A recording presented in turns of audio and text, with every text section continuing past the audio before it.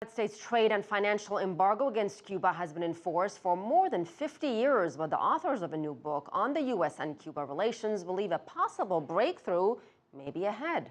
CCTV's Michael Voss reports from Cuba.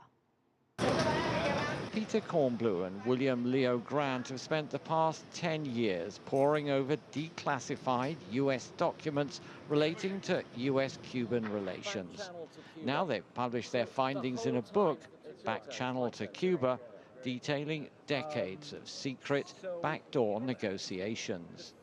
One of the things that surprised us was how consistently Fidel Castro would send feelers for peace to new U.S. presidents when they were elected. Every single administration, including Richard Nixon and Ronald Reagan.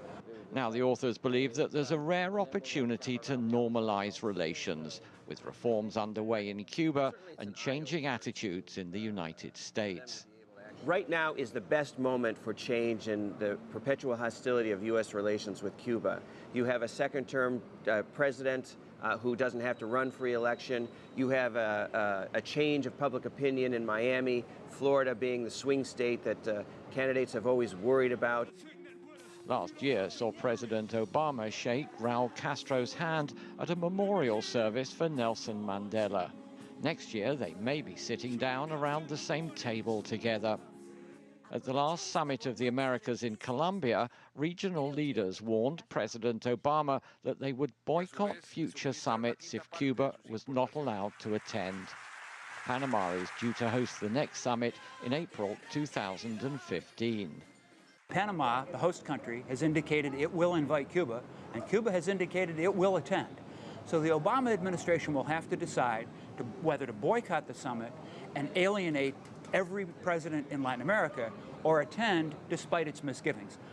The two Americans flew to Havana to attend a joint presentation involving a similar book based on declassified Cuban documents. Cuba and the United States have always secretly negotiated. The only administration where there was no communication was with George Bush Jr. Cuba has long blamed many of its economic and other problems on the trade embargo and continued U.S. hostility. But some critics claim that every time a breakthrough looks possible, something happens to stop it, be it the Mariel boat lift while Jimmy Carter was president, to the shooting down of the brothers to the rescue planes during the Clinton era. Now, it's the imprisonment of the U.S. aid contractor Alan Gross. There are people who say that when we get close, Cuba raises obstacles. It's not true. The U.S. always sets preconditions to negotiations that we must first change and make concessions. All we ask is that we are treated with respect. But after more than half a century of hostility, there is no guarantee that the last of the Cold War conflicts is coming to an end. Michael Voss, CCTV, Havana.